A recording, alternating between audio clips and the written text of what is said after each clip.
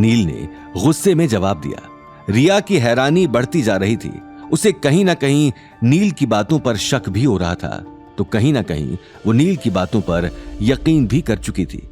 वाह, आज तो बिना सोचे समझे ही तीर निशाने पर लग गया। कभी कभी तो भगवान भी साथ दे देता है। अब रिया को मेरी बातों पर यकीन करना ही होगा, क्योंकि अब तो सबूत उसके सामने है। लेकिन मुझे भी पता करना होगा कि ये फटीचर आदमी आखिर इतनी अमीर लड़की के साथ क्या कर रहा है। नील ने रिया को देखते हुए मन ही मन कहा। तभी उसे एक और ख्याल आया, क्या अवनी को पता है कि गौतम याशी के साथ है? ये सोचते हुए नील के चेहरे पर एक अजीब सी मुस्कुराहट साफ दिखाई दे रही थी। नील के चेहरे पर एक अजीब सी मुस्कुराहट साफ दिखाई दे रही थी, लेकिन रिया को अभी तक नील की इस बात पर यकीन नहीं हो रहा था। देखते ही देखते उन दोनों की आंखों के सामने से गौतम और याशी की कार गायब हो गई। रिया, अगर तुम्हें यकीन नहीं हो रहा तो मैं भी कार उनके पीछे लगा देता हूं। आज दूध का दूध और पानी का पानी हो जाएगा, नील ने कहा। यह बात सुनकर रिया सोच में पड़ गई। वहीं दूसरी तरफ याशी गौतम और अनिल को लेकर उम्मेद भवन के लिए निकल चुकी थी। रास्ते भर उनसे ज्यादा बात नहीं की। गौतम भी एकदम शांत होकर बैठा था। वो याशी को इग्नोर कर बाहर की तरफ ही देख रहा था। उसे सिर्फ उम्मेद भवन पहुंचने की जल्दी थी। कुछ ही देर में याशी ने उम्मेद भवन के बाहर जाकर कार खड़ी कर दी।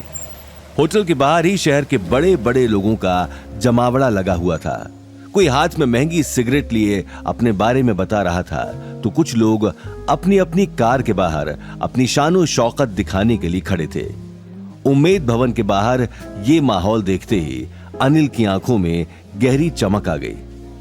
बड़े बड़े लोगों की चकाचौंध देखते ही अनिल भी कार से बाहर आ गया। गौतम और याशी भी बाहर अपने आसपास देखने लगे।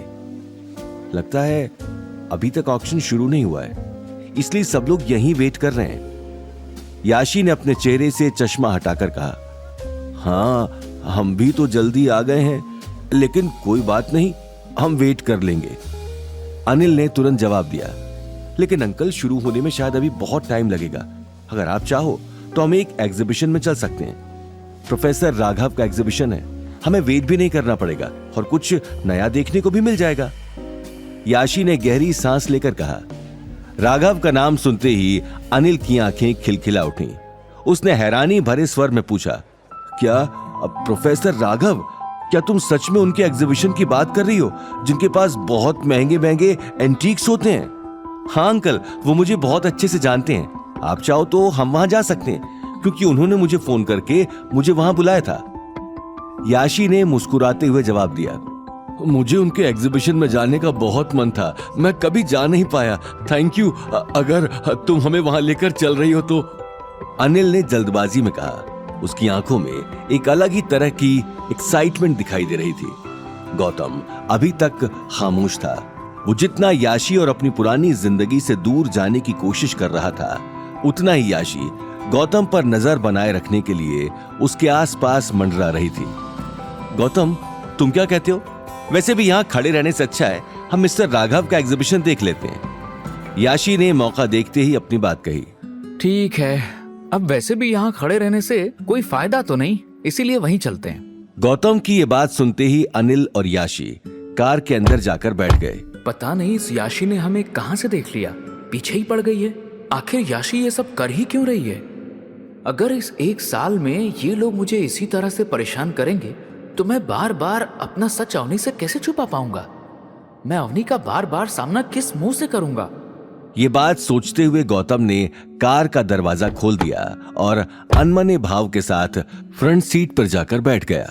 अगले ही पल याशी ने कार चालू कर दी और पास ही एग्जीबिशन में जाने के लिए उम्मेद भवन से कार बाहर निकाल ली। कुछ ही देर में उसने प्रोफेसर राघव के एग्जीबिशन के बाहर जाकर कार खड़ी कर दी।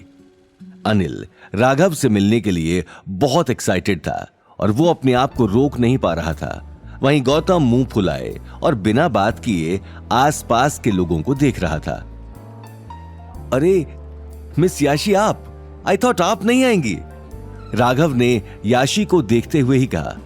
आवाज सुनते ही याशी ने जैसे ही पीछे मुड़कर देखा तो उसके सामने राघव खड़ा था।